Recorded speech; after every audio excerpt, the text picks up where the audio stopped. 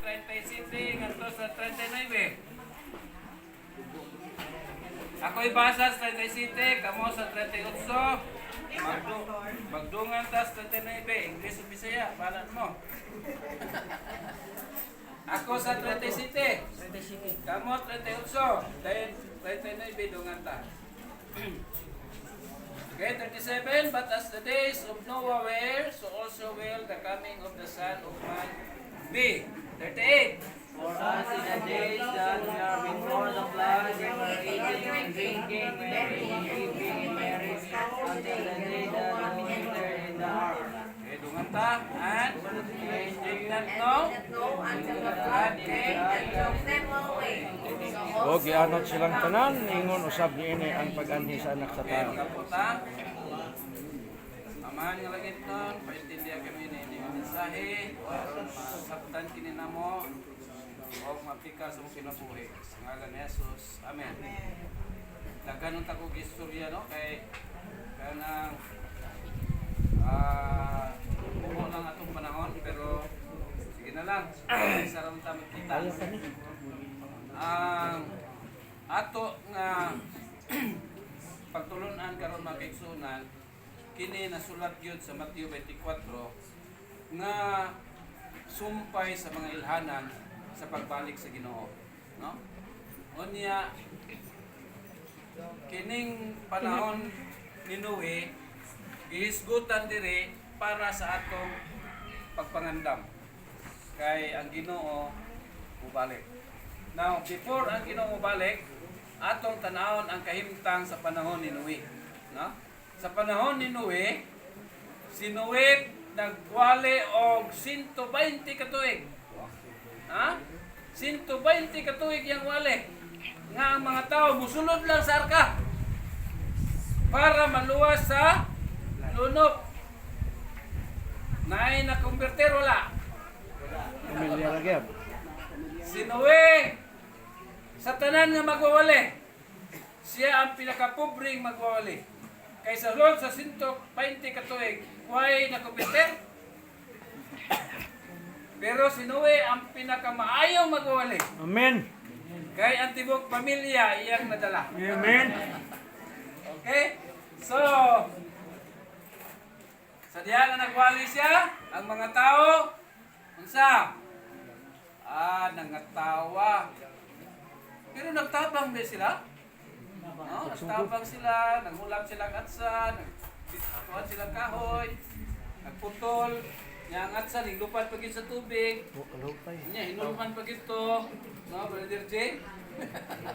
Imong pala, gihulman, muna ka balik. Ang atsa, gihulman, nilupad sa tubig, pero di problemahan nila kay hinulman. Pero pag ato nila, ampo sila, nilutaw. Katong at sahag kuya kayo nakahimo og arka. And then pag humana sa arka, ingon ang Ginoo sulod na mo. No? Ingon ang mga tao imposible. Way ulan. No? Way ulan.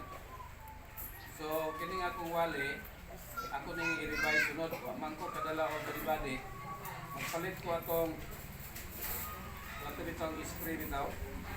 Nya nakoy tanong dito sa sagot sa inyo kay ingon na kung ulan panaan dayon. So ikuan nga muulan gid ay, no? So gidi na una ko nga nuko ko manlat ni tubig ba.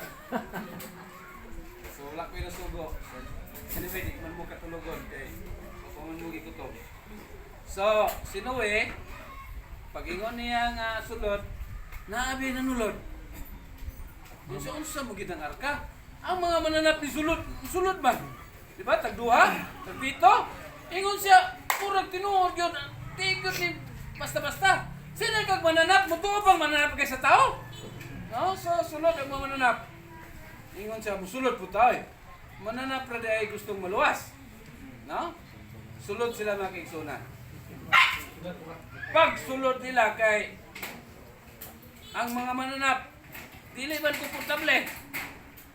komportable so butingog na ang leon pertira man kusuga o dili sa gawas ang ang lubi inikiyong sluyon mo uyogod. So dito sa arka na pagtingog sluyon puting subaa. Napay ilipante sa patong umbang mananap ng tingog. Napay gangis. Di ba saba ng gangis? Sabay lain mga sabaan kaya. Pag mutingog na tanan, ako yung mga tao dito mapungol. Arka ano god. Kung na tagambak. So ingon sila di magsilbi din. Saba kayo. Unya, pag mangihi na, malibang, agoy. Ang sulod sa arka perting bawa. Sige bawa yun. Unya, gawas nga saba, baho, sa pag yun? Igang. Kung kamo ang magkasunod dito, magkaingon mo, sama na gawas ta. Total, wala pa. Diha lantas na plane. No, diha lantas na plane. O silang gibuhat? Nag-inom? Isa pa? Chat pala. Kaon! Chat. Inyong anay. Mamaniid lang ta. Diri lang ta kay manawag na tanoy. So gawas sila magigsunan. Pagkasirado, ingon pasensya gyud mo di na gyud. Siradaan mo nulunda. Wa na makagawas. Wa na makasulod. No? Unsa tawag kana? Close of provision. So pag kuha na makigsunan, pag ulan na, yung baha na, dito na sila, tawag na sila ni Noe. Noe, wasak kami kay malumos ni. Mao na ang istorya mga kaigsunan. Sa atong panahon karon, ditso na ta sa mensahe, no? Sa atong panahon karon. Sa atong iglesia nga mao ang arka sa Dios. Naata nakasulod. Saba ba ito iglesia? Saba. Saba. Samok. Samok pa? Samok gangis. Igang ba? Igang, damok gangis. Oo. Usahay sa lingkugan ta. Mao na nga mugawas na sa iglesia. Kunya pag-abot dito, dauto na dayon nato si Kuan. Mga issue na no? Okay. Sa diha sa Iglesia Adventista napa sila ikapulo, napa sila si Upi. Ang mga pastor, mona, grabe mga issue mga kisunan, no? Unya sulod sa iglesia, usahay saba, sabi saba sa sulod sa iglesia. Kasagaran at pisurer, no? Maningil sa leksyon, maningil sa kwan, no? Treasurer ang kwan. Pero ang pinakabulahan yun, sa sunod sa iglesia, ang treasurer gyapon. Kay kada bulan, bisitahan na sa pastor, magkuha koleksyon din ng puan. Ang elder wala na. So, ang treasurer, mapuan yun pirme. Gamot ang pulo elder. So, it's something like that. No? But we have also kanang lahi-lahi og mga kinaiya, no? Nay kinaiya na to nga medyo lahi sa uban. Saba gyapon. Mga kaingon ta nga alahin na si kinaiya, no?